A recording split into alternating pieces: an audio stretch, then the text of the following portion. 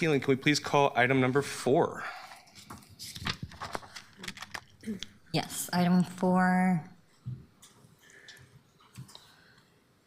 document 2026-177, create a sister city relationship between the city of Portland and the city of Lviv, Ukraine. Colleagues, today's ordinance is establishing a formal relationship between the city of Portland and the city of Lviv, Ukraine. It's also an affirmation of the original purpose behind the sister cities movement. At a time when cities increasingly play an important role in subnational diplomacy, climate cooperation, economic exchange, and humanitarian engagement, sister city relationships continue to serve as one of the most enduring forms of people-to-people diplomacy available to local governments. That mission remains just as relevant today, perhaps even more so.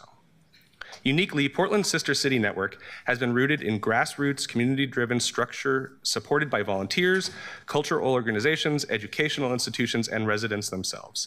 That structure is what has made many of these relationships sustainable over generations. These relationships have never been simply symbolic. In fact, several of the Portland Sister City relationships were established during periods of geopolitical tension or historical transition. Historical transition, when community members believed strongly that bridges needed to be built rather than walls. Today, by establishing a sister city relationship with Lviv, Portland continues that tradition. Lviv itself has long served as one of Ukraine's great cultural and educational centers, known for its historic architecture, civic resilience, vibrant arts community, and strong tradition of local democracy and European engagement. In recent years, the city has also played an important humanitarian role, supporting internally displaced Ukrainians and coordinating relief and recovery efforts during an extraordinarily difficult period for the country. This ordinance recognizes that even during difficult global moments, cities still have the ability and responsibility to foster mutual understanding, human connection, and long-term partnerships. Councillor Canal, as a co-sponsor of this, I'd like to turn this over to you. Thank you, Council President. Thanks, everyone, for being here. I'll keep it brief. I think it's fair to say that this is the next step, naturally, of a process that began with the declaration of Lviv as a friendship city in 2022. There's a one-year period that's built into the process, which we are now a few years past. So I think the people of Lviv have been waiting. I think also the people here who've been supportive of this sister city relationship that we're hopefully going to create with this ordinance have been waiting as well. Formalizing relationships as sister cities acknowledges work, goodwill, and personal and community ties that have already grown within and between our communities. They create opportunities for cultural exchange, economic collaboration, educational partnerships, tourism, and long-term cooperation between residents as well as civic organizations. I think this is a program that we have underutilized over time, and I think it's a place that I'd like to see us push for more out of this process and out of this structure. I also wanted to just thank Cheeto for your work on this and the work of the position as well, which is really vital to ensuring that we have the ability to grow and develop relationships across and outside of the United States. I also just wanted to note that our bonds with Lviv are deeper than the current political status or the current situation in Ukraine, the current war. They're rooted in lasting cultural, civic, and personal connections between our communities. And for that reason, I'm proud to support this ordinance. Thank you. Councilor Ryan.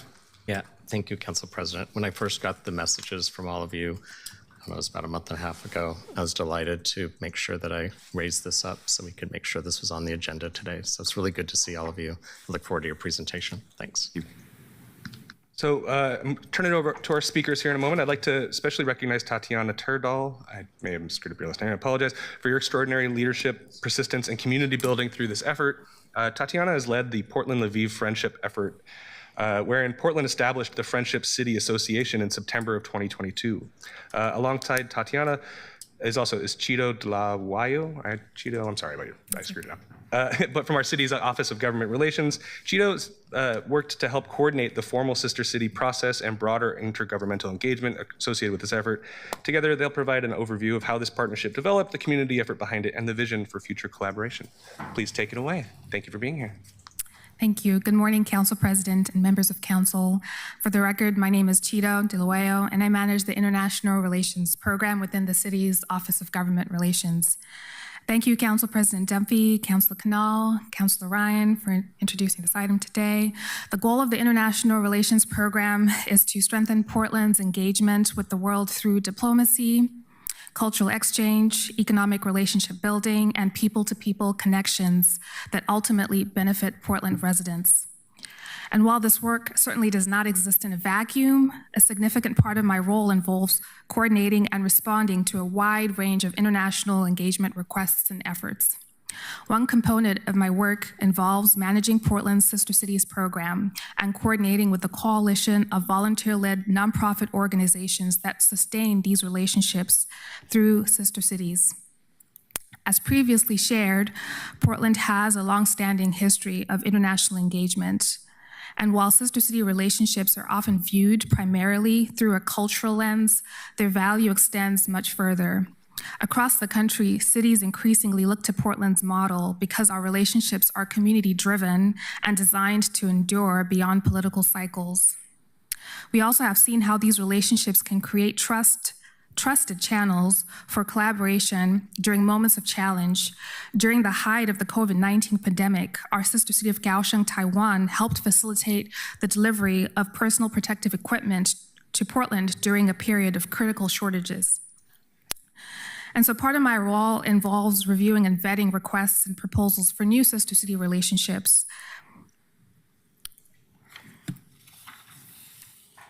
And under those criteria, organizations must demonstrate broad-based community support, nonprofit organizational capacity, financial sustainability, active programming, and an ability to sustain the relationship over time. The process also requires a friendship city trial period to formal sister city designation. Lviv is internationally recognized as a UNESCO City of Literature and is widely regarded as one of Eastern Europe's great cultural and intellectual centers. Both of our cities share a strong tradition of creativity, civic engagement, independent culture, education, and public life. Both communities also recognize the importance of the arts, creative economy, and essential components of sustainable urban development and civic identity. Over the past year alone, the Portland-Lviv Friendship City Association has continued to deepen these ties through humanitarian fundraising efforts, medical aid support initiatives, educational exchanges, and public programming designed to raise awareness and maintain direct people-to-people connection between both communities. And those efforts will be discussed in greater detail shortly by Taitiana.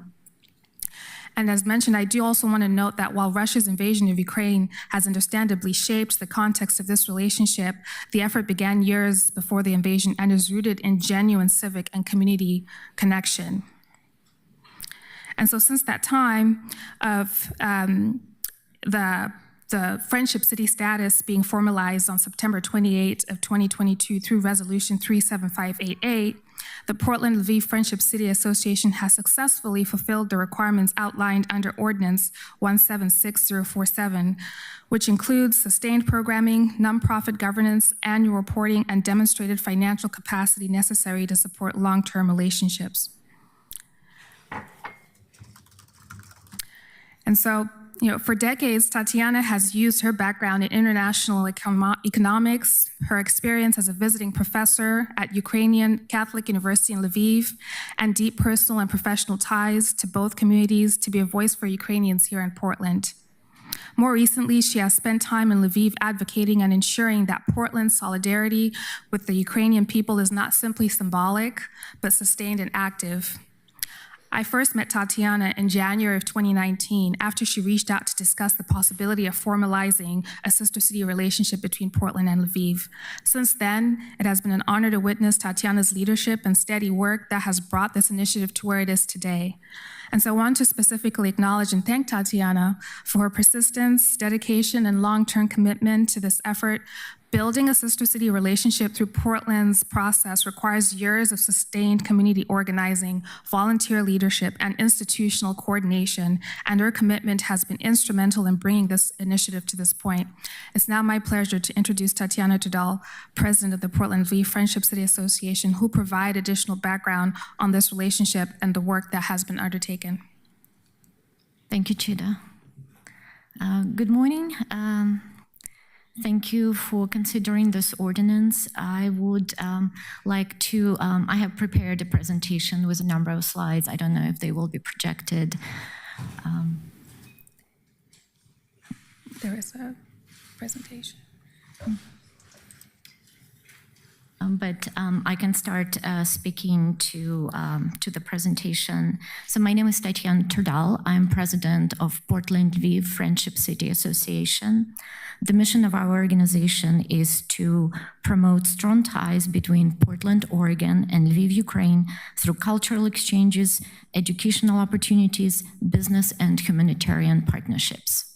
So Lviv is a city in the western part of Ukraine. It's close to the Polish-Ukrainian border, just about 1 hour by car or train. So let's go to the next page. You can see a map of Europe. Yes, a map of Europe, and you can see where Lviv is located on the map of Europe. Just like every other old European city, it's gone through a long period of history being part of different kingdoms, republics, empires. It was founded in 1256 by the king of Galicia, Danilo Halitsky, and named in honor of his son Lev, which means lion in Ukrainian. So there are lions everywhere in Lviv, and it's known as the City of Lions. It started the 20th century as part of the Austro-Hungarian Empire, and then started the 21st century as one of the major economic, political, educational centers of independent Ukraine. Next slide, please. Next slide, please. It's a very beautiful city. So these pictures are all the pictures that I took in Lviv in 2002, 2003, and 2004. So you can see there are lions everywhere. There is wonderful food. So Lviv serves rose-infused coffee and rose-infused lemonade. It's a UNESCO World Heritage Site. And as Chito mentioned, a UNESCO City of Literature, part of UNESCO Creative Cities Network.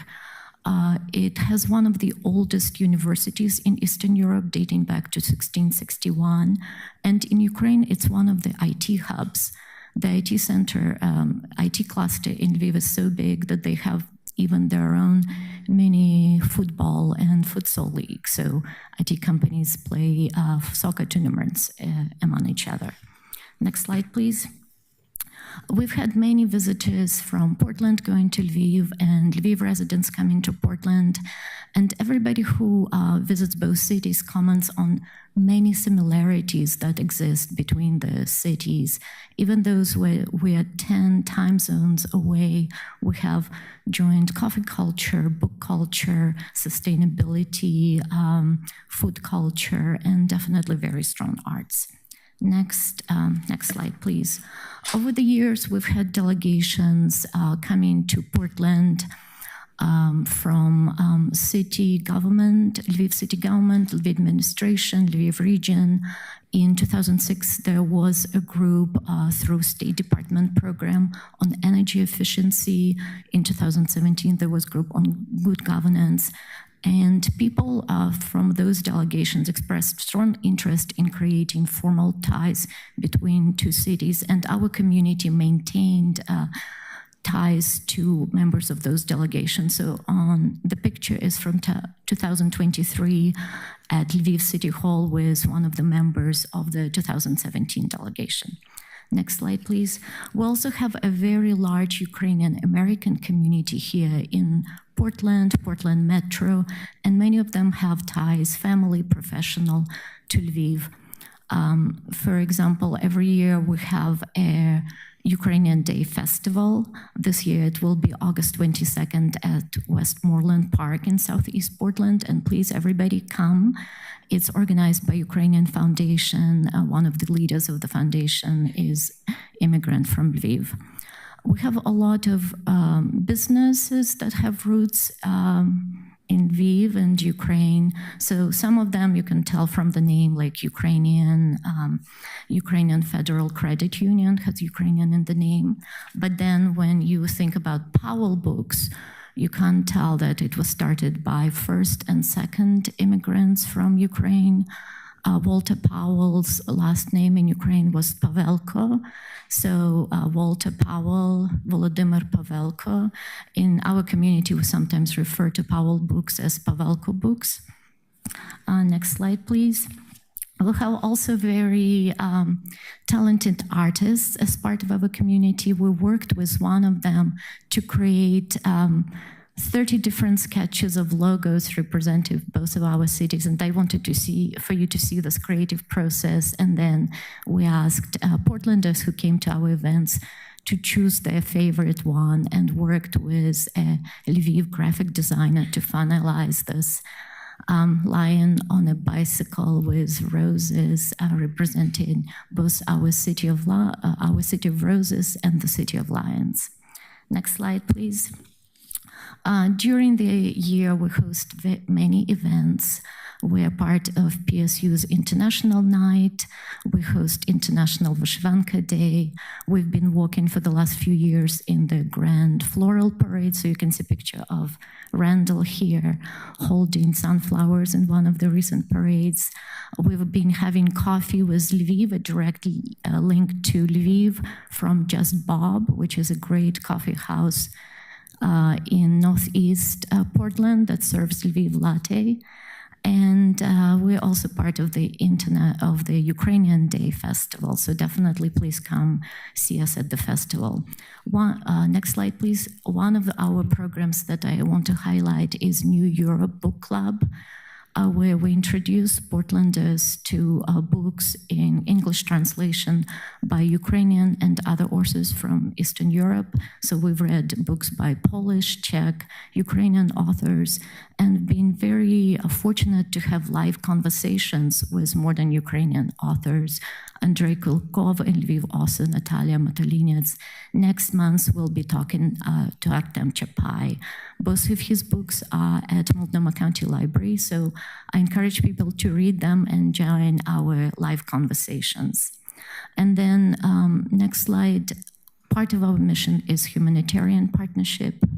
In partnership with Medical Teams International, which is a great nonprofit based in Tigard, and with logistical support from Dawn, we sent a medical supply container to Ukraine. So 40-foot container filled with 1,200 boxes of medical supplies, and currently they're on a cargo ship going to a Baltic port, and from there will be taken by truck to Lviv. Artists from Portland who are part of our community have also traveled to Lviv for music festivals. And last year, while they were there, they also gave a concert at Unbroken, just a free concert for people at the rehabilitation center. So just continuing those relationships between people of our cities. So next slide. Just saying thank you everybody who has been coming to our events, who have contributed to our programs. And next slide, I encourage everybody to get involved. We have a Facebook page, we have a website, and you don't have to be part of the Ukrainian community to participate in our programs or be part of our organization. The majority of our board members don't have any connections to Ukraine or Lviv, don't speak Ukrainian. They just are interested in building these ties and learning more about Lviv and Ukraine. And I would like to thank Randall, who is one of our founding members, for being here and helping build the organization and the ties. And hopefully he has a few minutes to say something about Lviv. Yeah, thanks, Taitiana. Okay, good morning. My name is Dr. Randall Blazak, and thanks for letting us make our case. Shortly after the full-scale invasion in February of 2022, I headed to the Poland-Ukraine border to do relief work. Lviv had become a city for people escaping the war in eastern Ukraine, so it became a sort of a hub of humanitarian aid. And I went in to Lviv the first time bringing supplies in, bringing things for the internally displaced people. There may have been a drone or two stuck underneath those supplies. We won't talk about that. But I spent the night the first night I spent a night in a bomb shelter, and the word was out that there was this rumor that Lviv was kind of a coffee city. And I'm like, well, I'm from Portland. I don't know. You want to step up? So that morning I climbed out of the bomb shelter, and Lviv had just been hit for the first time by Russian rockets, so the smoke was still in the air. And I was impressed by how normal the city was, but also how much the city looked like Portland. People on bikes, people in bookstores, people sitting in cafes in the middle of a war. I went and got a beautiful latte, learning that the person who invented the latte was actually from Lviv. So thank you. Starbucks should send him a check. And had a nice latte, and I said, I'm from Portland. And the barista said, what is a Portland? And I thought, okay, we've got some work to do here. But what struck me was how similar Lviv was to Portland in its feel, in its literary feel, in its coffee culture. The only difference was it was constantly under attack. And it made me think, what if Portland was experiencing that? What if Portland had rockets coming and people being conscripted into battle? And what if Portland had suffered the same fate that Lviv had suffered? They were very, very similar cities. So returning from that experience of being in a battle zone, I really began connecting with the large Ukrainian community here and finding ways to make a difference. And one of the ways was creating the Lviv Latte, which is at Just Bob's on Northeast Alberta and 24th, as a fundraiser for humanitarian aid, but also doing the work through our organization to get real meaningful aid to people, including the organization Unbroken that you heard about, that supplies real important needs to people who have been the victims of war, not just the physical things like prosthetic limbs, but trauma care as well. And so it's been a great honor to do this and get to know the local Ukrainian community, who is both long-lasting in this city, but also many new people who are here since the beginning of this war. And so that's why I really want to thank you for letting us build this relationship between our two great cities. They are so closely connected, and this is a great way to do it. Thank you. Thank you so much for being here today. Yeah. That concludes the presentation? Perfect. Okay. Yes, that concludes the presentation. Thank you. Thank you. Keelan, is there anyone signed up for testimony on this item? We have one person signed up. Let's go ahead and call them up. Sarah Yee.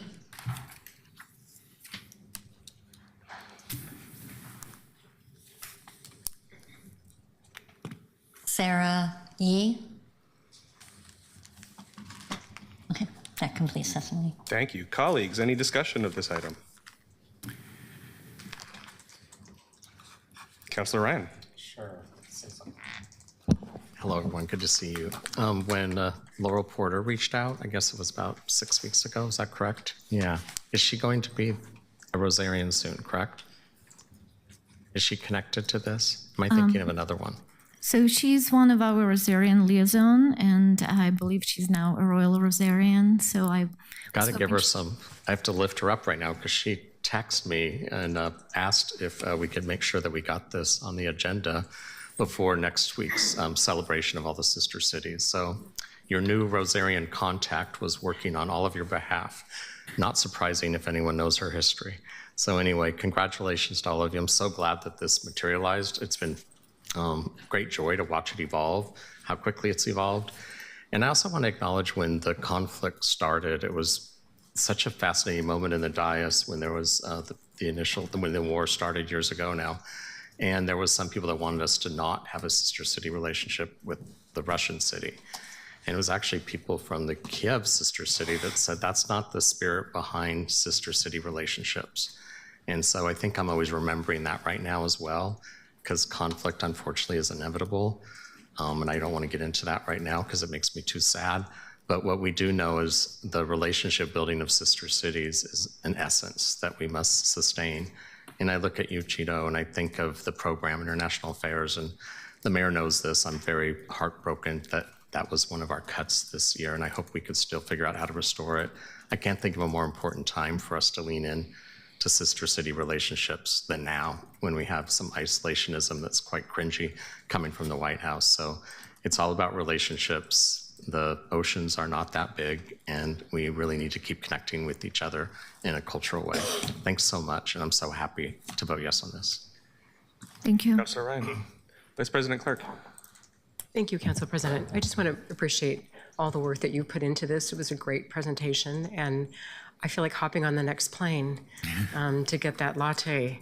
I have a special relationship with Ukraine in that I worked in the city of Salem, and we had a sister city with Simferopol. And we know what happened to Simferopol and Crimea, and we don't want that to happen to the rest of Ukraine. So I'm very supportive of what you've done, and thank you so much for being here today. Thank you.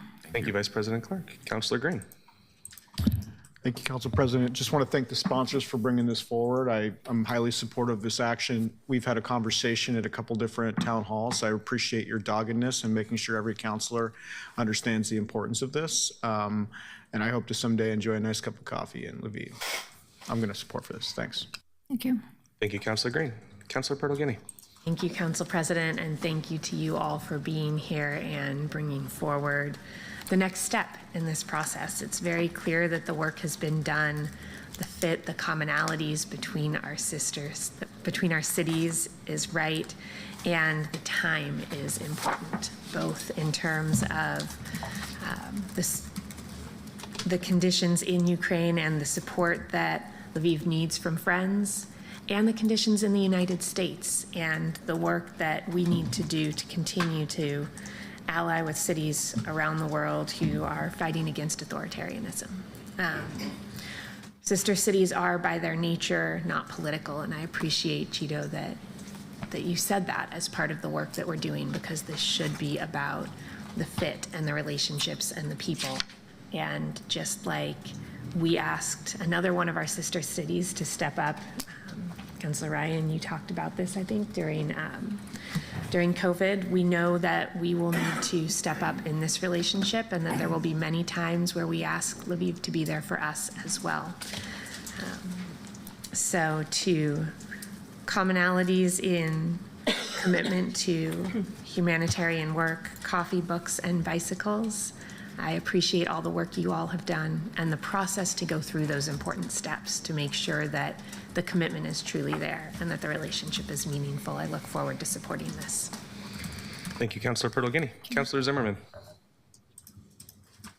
Thanks. It's great to have you all here. As a career-long soldier, there aren't many soldiers who don't really value the diplomatic arm of government, because when the diplomatic arm works, it means the military arm doesn't have to. And so as a soldier, I value that a lot. And the Sister City program, I've always considered it is a subnational form of diplomacy across the globe that Oregon participates on behalf of the country, but also on behalf of our everyday residents. And so it's something we should be proud of. It's something we should invest in. I've had 3 distinct types of services overseas myself. Of course, war, but more rewarding, frankly, was peacekeeping in Kosovo and diplomatic in Bangladesh. And this is a good move at a time when it's almost impossible to talk about a sister city relationship without acknowledging what is happening given the aggressions of Russia in Ukraine, right? It'd be great to make sister cities in wonderful times, but it's also more important, underlined and bolded and italic, when it's in the hardest of times. And so I remember when that invasion started, and for the first time in my career as an officer, I got a notice from the Pentagon side of things: any officer who has connections with Ukraine, make yourself known at this time, right? That was the seriousness of the situation. California had a lot of people because they have a partnership with Ukraine as a partner nation. And that ability to answer that call, it isn't just in the forms of government in the State Department or in the DOD. It also takes form in so many ways, cultural, in family relationships. Most family relationships have connection back across borders, that borders are just made on one day of the year and they hold for a long time, but family relationships cross those borders. California, because of its official relationships, was able to step up in a lot of ways. And I remember that very specifically. And so in a time with deep aggression happening and assaults against a nation while others are maybe pulling back from, I really value the sister city relationship. And I value it through the good times and the bad, because these relationships are what help you get through the bad times so you can thrive in the good times. And I'm sure, given geopolitics, there'll be ups and downs to every relationship that we establish, but I really look forward to this. I'm so grateful to your leadership and continued doggedness and making sure we bring this forward. So happy to support. I think we continue to invest in the things that set American partnerships up as things for us all to aspire to and not walk away from. So thanks so much. And I am so happy. And for the Ukrainian families and residents of Portland, I hope that you see yourself in this today. Thank you. Thank you. Thank you. Thank you, Councilor Zimmerman. Colleagues, seeing no one else in the queue, this item now moves to second reading. Thank you all for being here today. Thank you very much. Keelan.